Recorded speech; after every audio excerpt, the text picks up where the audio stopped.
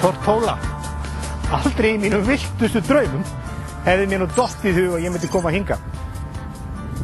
Ég hefði heldur aldrei heyrt þessa eyju. Fyrir heldur bara að ég horfði á sjónvarpsþátt í ríkissjónvarpinu á Íslandi. Kannastu við eyjuna Tortóla? Nei, kannski ekki við hann. Þú þekkir þessar eyjur miklu betur. Nei, Styrmir Gunnarsson þekkir hana vel en ég veit ekki hvað. Já, þú að spyrja hann það. Já, nei, það er talað það hafi verið leiðir fyrir fjármagnsundanskot, stóra fyrirtæki, Gaumur Holding fyrirtæki. Ég þarf nú ekki að segja þetta. Ég ætla ekki að fara að tala Styrmir Gunnarsson. Gaumur Holding stofnaði á Tortóla eyju í Karíbahafinu. Okkur hefur verið sagt það að hingað hafi streymt peningar frá hinum ýmsu fjármálaviðstöðum í Evrópu og víðar. Og við erum hingað komnir til þess að skoða hvað haft í þessu. Until you came this afternoon, I've never seen an Icelander on Tortóla. There may be some out there, but I don't think so. I'm trying to think, and I do not think I've ever met an Icelander. There are about 30,000 people living in the BVI on Tortóla and the other islands of the BVI.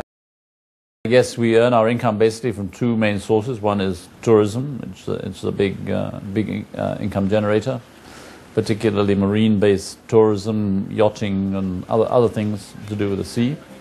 And the other is we are an offshore financial center which specializes in a particular type of financial service, which is in which the BVI has a sort of monopoly in a global term.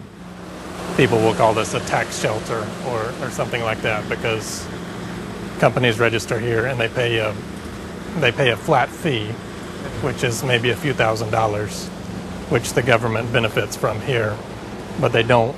A lot of the time they have to pay fewer taxes or no taxes in their home countries. Well, tax haven is a word that's used. I mean, there's no secret in the fact that one of the reasons that people register their companies in the BVI, it's only one of them, but it is one of them, is there are certain tax advantages that we have a tax regime that is a bit less heavyweight than some other tax regimes in some other jurisdictions. That's obviously a benefit. There's no secret in that. The financial services has grown rapidly in the past 25 years. 25 years ago, it didn't really exist. And in the past 25 years, they've gone from having just a few hundred offshore companies registered here to having 600,000 or more. And now that's become the sort of the financial pillar has become the major pillar of the BVI economy in that time. Hér erum við nú stödd fyrir framann eitt af þessum svona húsum sem að hýsa mikið af félögum, hlutafélögum sem í eigu fyrirtækja allan heim og þetta svokölluð Trust Company sem hér. Þetta 4 hæða hús og í þessu húsi það bil skráð, það sé ekki svona 120.000 fyrirtæki. There seems to be some mystique, just because we're a small island, if you like, that somehow, it's somehow different from the other financial centers. We are no different. We may be smaller than some of these other financial centers, but obviously much smaller than, say, the City of London. But that is another financial center offering a range of financial products.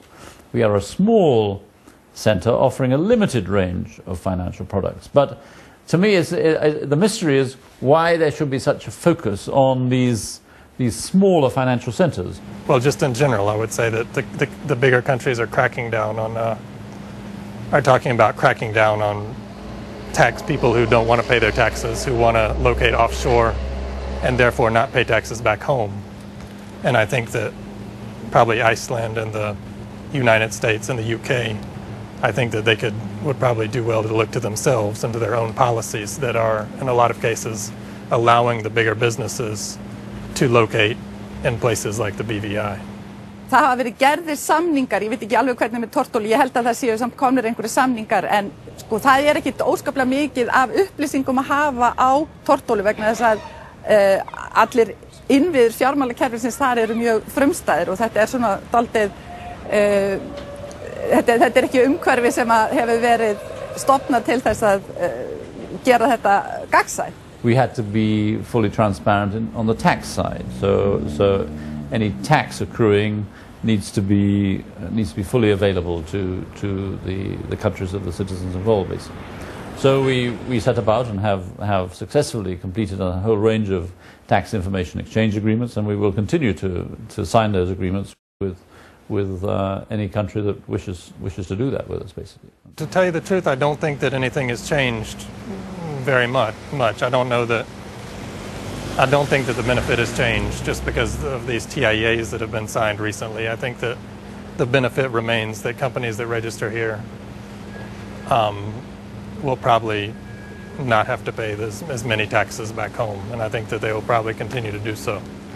We couldn't go on a treasure hunt on Tortola from Iceland to find our money.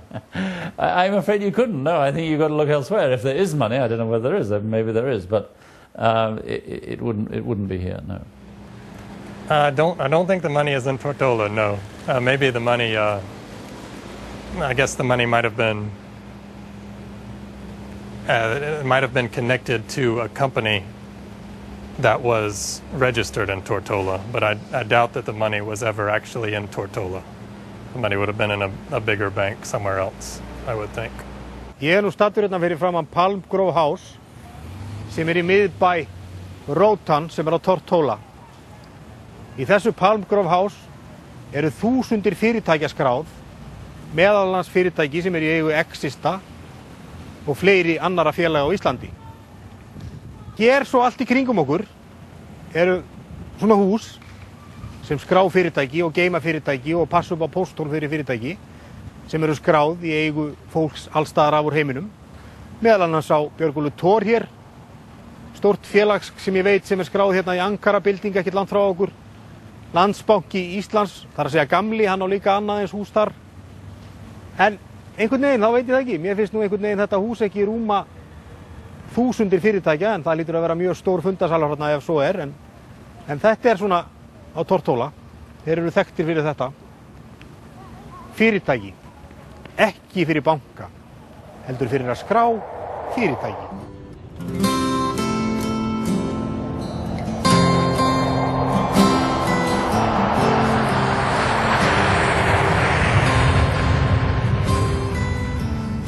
Einmitt, Luxemburg. Það staður sem kemur oft upp í allri umræðinni. Og þar voru og eru þessi snillingar alltaf að þvælast. Og hér var Landsbankinn í þessu líka fallega húsi.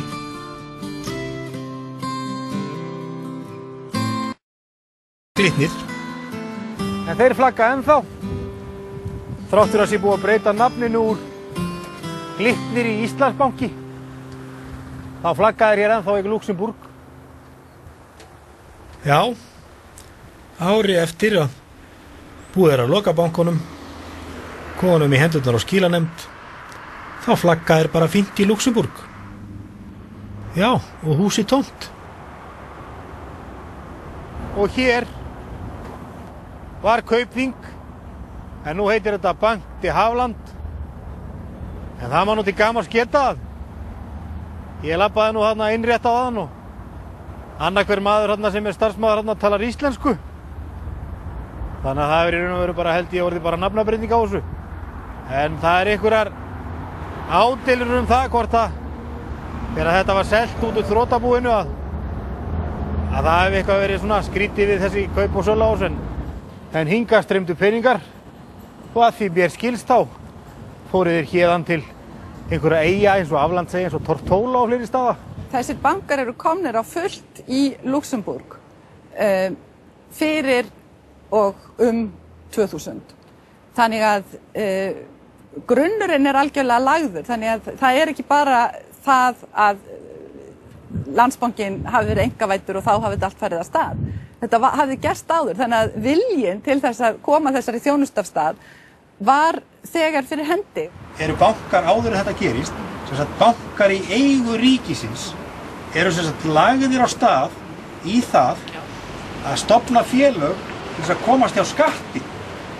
Bankar, lögfræðingar, endurskoðendur hafa þjónustað efnaða einstaklinga, skulum við segja, eða fólk sem átti eitthvað aflögu og bent þeim á leiðir til þess að koma peningum undan skatti.